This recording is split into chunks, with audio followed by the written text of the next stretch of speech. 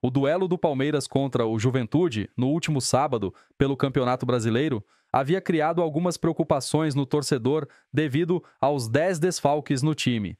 Sem pilares importantes, um jogo que teoricamente era mais tranquilo podia virar um problema. Mas o elenco do Verdão deu uma rápida e ótima resposta ao dominar completamente o jogo e conquistar 3 pontos que o fazem se isolar na liderança e abrir 3 pontos para o vice-líder Flamengo. Agora falando de bola rolando, Fernando, o Palmeiras ganhou do Juventude, jogo da 12ª rodada que tinha sido adiado. E com essa vitória, o Palmeiras abriu 3 pontos do Flamengo, segundo colocado do Brasileirão.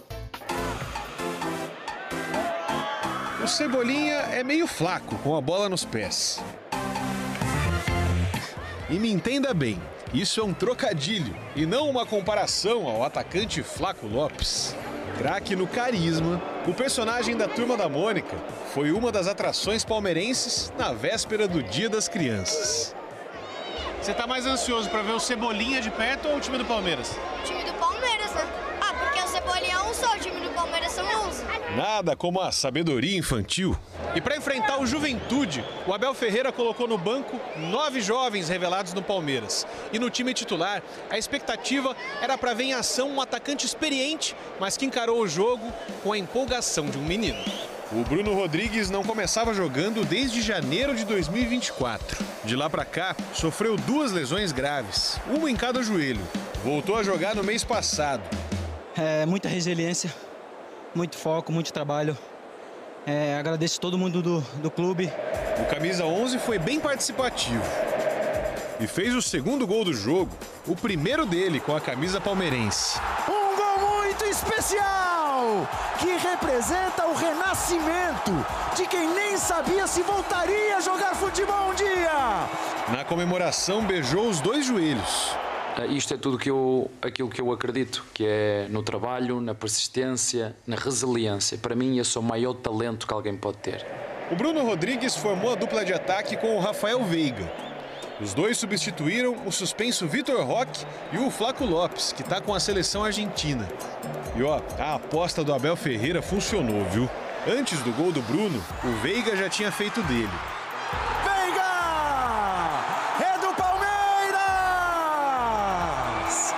O capitão contra o Juventude não marcava um gol com bola rolando desde o fim de maio. E logo depois do intervalo, o Rafael Veiga cruzou para o zagueiro Bruno Fux fazer de cabeça. É do Palmeiras! O Felipe Anderson transformou a vitória em goleada. É legal de assistir, os jogadores são muito bons. Aos 19 do segundo tempo, o Bruno Rodrigues saiu. Ouviu muitos aplausos da torcida. E do banco, viu o Juventude diminuir com o zagueiro Rodrigo San. É do Juventude! O time gaúcho segue na penúltima colocação. Já o Palmeiras se isolou na liderança com 3 pontos a mais do que o Flamengo. E agora com os mesmos 26 jogos do rival carioca.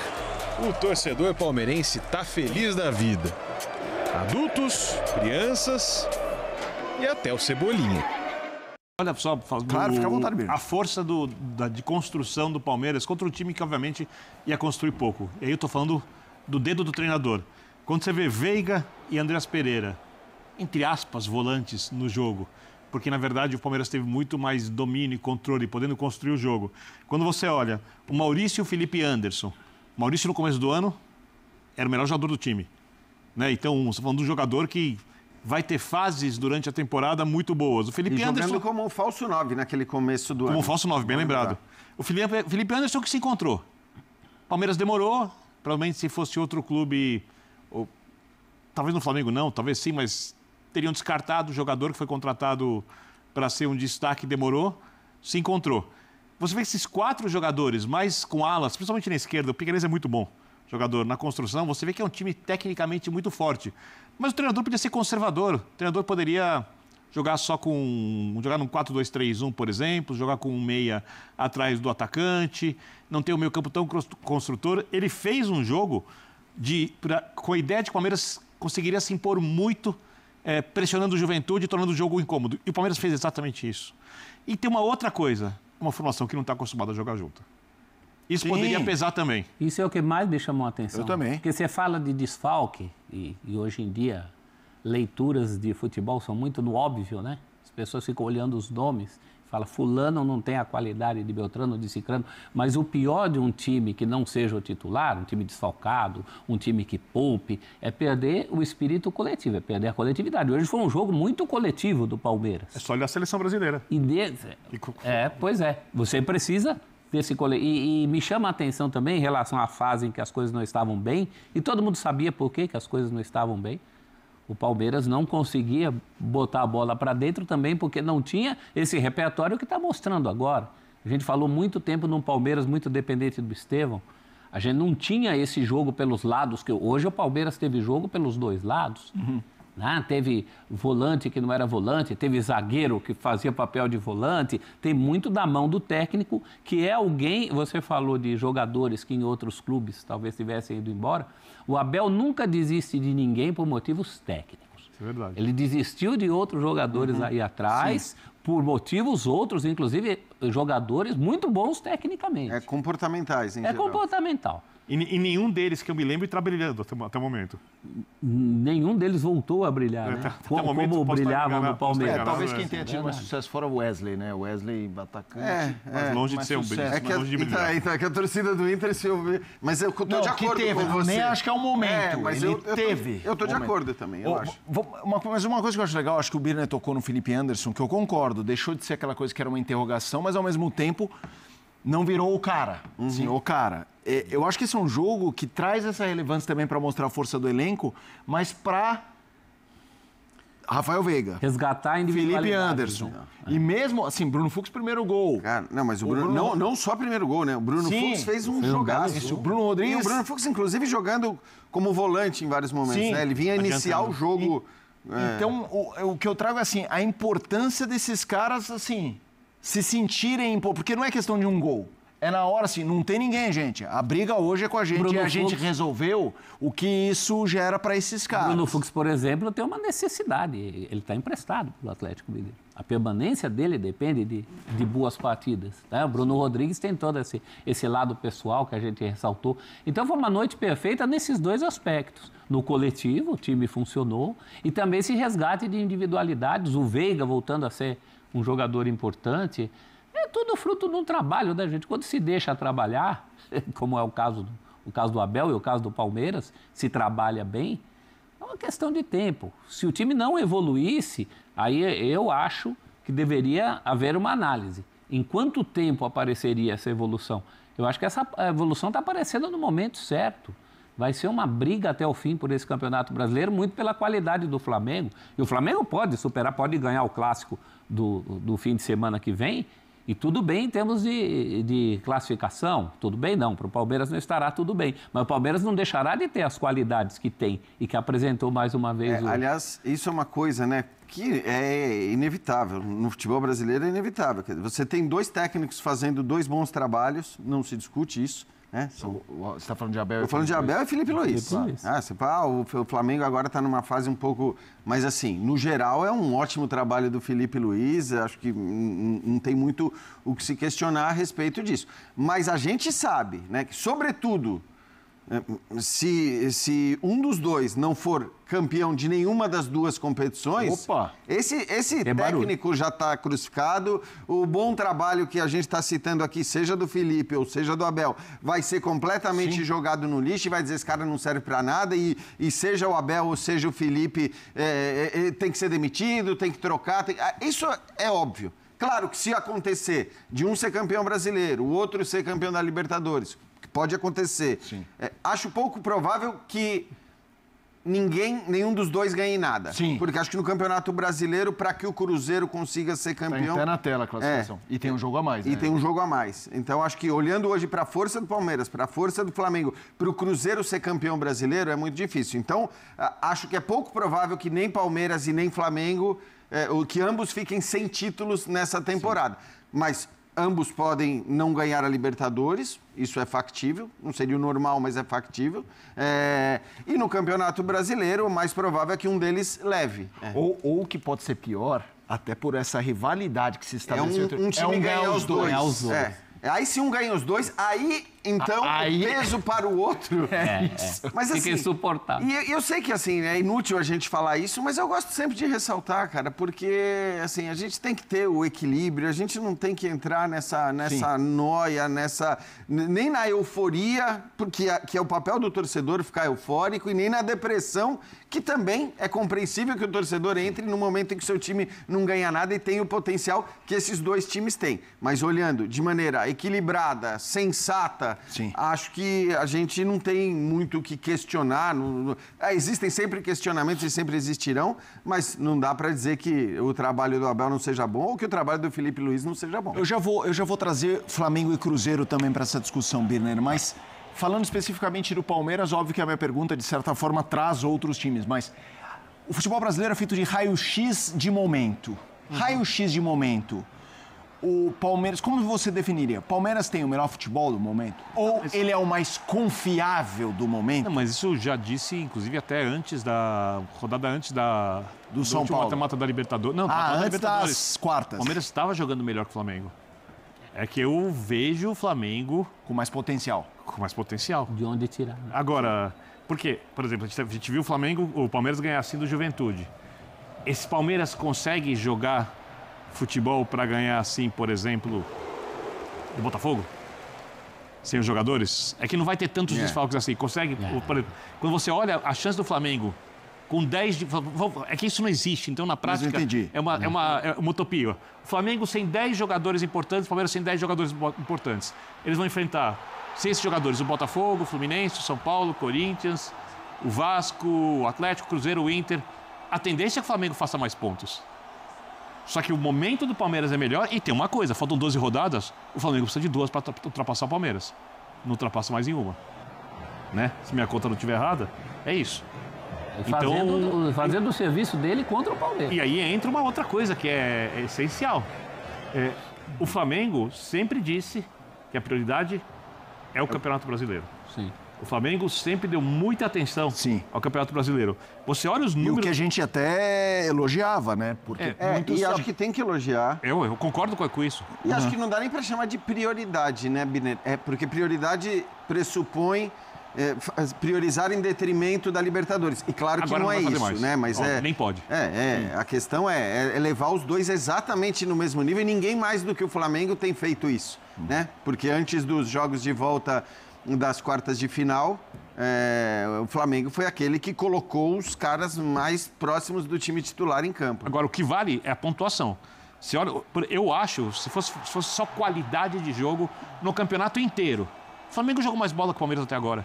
E o Palmeiras na Libertadores foi muito mais consistente e superior ao Flamengo. Mas nesse momento nós temos o Palmeiras precisando, para ser ultrapassado, dar mole em 2 rodadas. Só uma coisa, professor. O Flamengo, geralmente os sistemas defensivos muito fortes ganham campeonatos brasileiros. Se você tem um time que constrói. O Flamengo tomou só 13 gols em 26 jogos. Tem meio gol de diferença. E fez 50. Palmeiras tomou 22 e fez 46. Isso é fruto, não desse momento.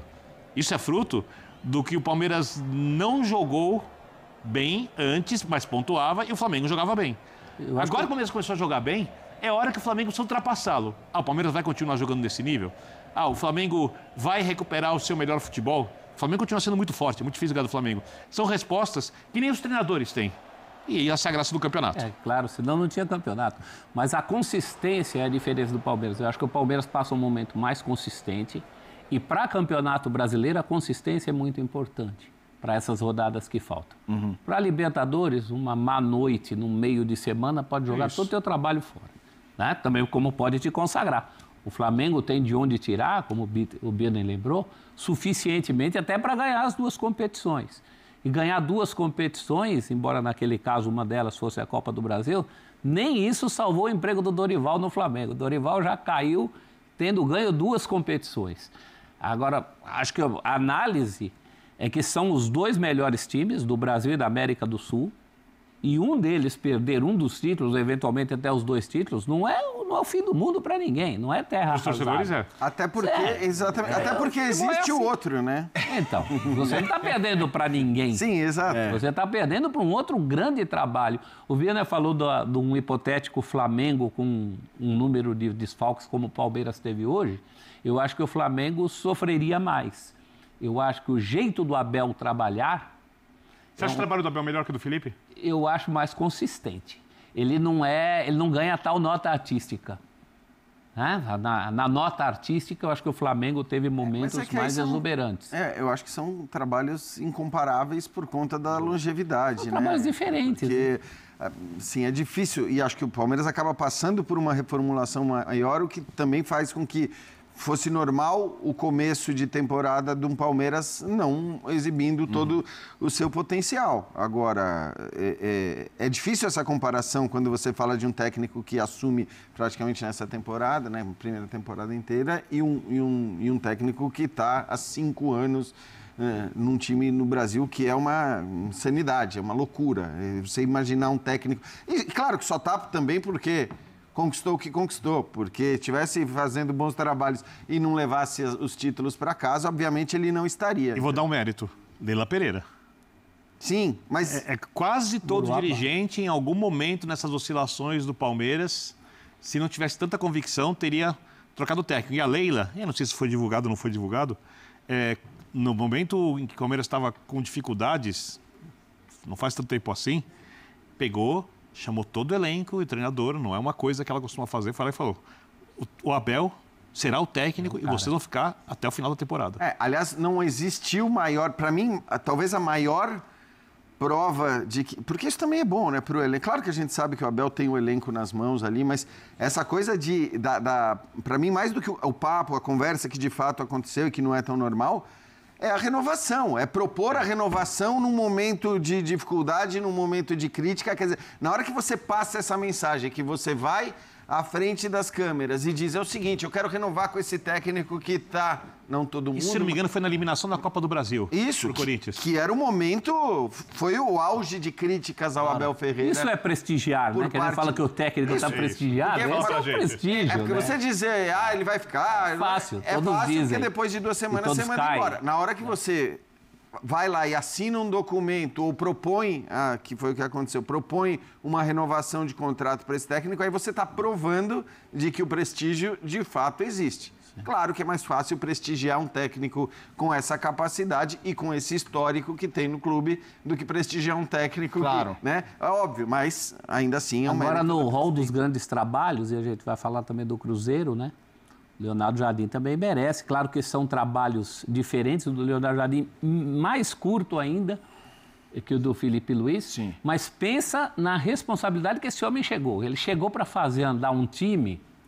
que já nem é mais o time que ele tem, né? Tinha o Dudu, por exemplo, como estrela. Claro.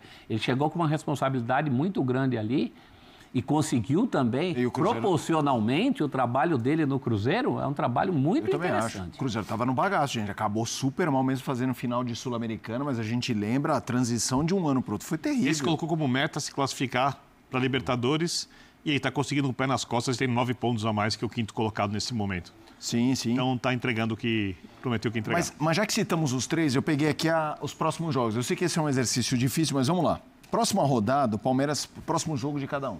O Palmeiras pega o Red Bull Bragantino em casa, o Flamengo Botafogo fora, clássico, e o Cruzeiro o Galo fora, clássico. Ou seja, me parece meio óbvio que é uma rodada razoavelmente favorita, não, é...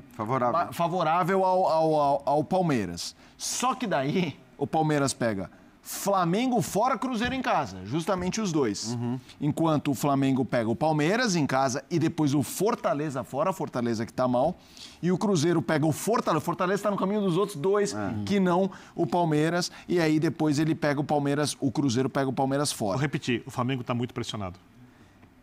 É o momento de maior pressão do Flamengo na temporada. Esse resultado de hoje colocou o Flamengo numa situação em que o Flamengo não viveu ainda em 2025 e vamos ver como o time vai lidar. O Flamengo é muito forte, eu acho que o Flamengo pode ganhar todos os campeonatos, mas não pode, por exemplo, deixar o Palmeiras abrir 7 pontos com 3 vitórias a mais, faltando 11 rodadas. O campeonato passado tinha o Botafogo nessa situação contra o Palmeiras, lembra? Sim. Um jogo aqui, um traumatizado, o Botafogo. Quando a gente não achou que o Botafogo aguentava Os grandes campeões dão as viradas aí. Esses jogos acabam sendo... Aliás, vale lembrar, claro que era ainda começo do campeonato, mas vale lembrar que no Palmeiras e Flamengo, no Allianz, que o Flamengo vence, o Palmeiras, se vencesse aquele jogo, ia abrir 7, 8 pontos de vantagem. Quer dizer, não que, obviamente, ninguém ia falar que alguém era campeão naquele momento. Agora, óbvio que para um time, seja ele Flamengo, seja ele Palmeiras, abrir 7 pontos de vantagem num campeonato por pontos 3 corridos... vitórias a mais. Teria um peso muito grande. Agora, teria mais ainda. Agora, é isso, a coisa muda assim. Eu acho que o que o Flamengo precisa fazer, evidentemente, é ganhar do Botafogo. Sim. Porque ganhar do Botafogo significa não permitir que o Palmeiras, né, independentemente do que o Palmeiras vai fazer com o Bragantino, mas se o Flamengo ganha do Botafogo, ele tem a certeza de que o Palmeiras não vai abrir 4 pontos e garantir a liderança do campeonato, mesmo que... Claro, tem o número de vitórias, então aí, se o Palmeiras ganha do Bragantino, mesmo que o Flamengo ganhe do Palmeiras, ele fica atrás no número de vitórias, mas aí convenhamos, levar em conta o número de vitórias nesse momento do campeonato é muita... Era 6 pontos, não 7, errei a conta aqui. São 6, exato. 3 vitórias. De qualquer jeito, precisaria de 3 rodadas para ultrapassar. Mas eu acho que assim, o importante para o Flamengo é ganhar do Botafogo e se manter com a possibilidade de igualar as coisas com o Palmeiras ao final da rodada seguinte, né? Mas, óbvio, o campeonato não vai se resolver até o final de semana que vem, Felipe. Acho que esse é o ponto, né? Às vezes a gente tem essa ansiedade para definir campeões com 10, 11 rodadas de antecedência e isso não acontece quando você tem esses times. Eu não acho... A gente vai para um rápido intervalo, na sequência vamos ouvir o Abel, professor, o técnico do Palmeiras. Eu não acho que acaba nesse miolinho de 3 jogos, mas a coisa pode dar uma desandada. Sim, pode mudar. Um nozinho ali sabe, o Palmeiras ganha o Red Bull Bragantino e o Flamengo não ganha o Botafogo. O Palmeiras visita o Flamengo e ganha. A gente tá falando de uma gordura que não... aí é muita coisa. Sim, aí, exato. Aí são 2 knockdowns que não seria normal o Palmeiras ganhar do Flamengo no Maracanã. Não tem sido, inclusive, né? Se você for ver, claro que tem o jogo da Libertadores, sempre lembrado pelos torcedores palmeirenses, mas os confrontos diretos entre Palmeiras e Flamengo no Campeonato Brasileiro têm sido favoráveis ao Flamengo. Rápida pausa. A vitória do Palmeiras sobre o Juventude por 4-1 no sábado colocou o Palmeiras na liderança isolada do Campeonato Brasileiro e deu ao clube a 4ª melhor campanha após 26 jogos na história dos pontos corridos, iniciada em 2006. O triunfo em casa, válido pela 10ª rodada, levou o time de Abel Ferreira aos 58 pontos e o fez se descolar do Flamengo, que tem 55 pontos com o mesmo número de jogos. Só 3 times tiveram aproveitamento melhor antes. O Flamengo de 2019, 61 pontos, o Cruzeiro de 2013, 59 e o Atlético MG de 2021, 59. Todos foram campeões. Os dados são do Gato Mestre.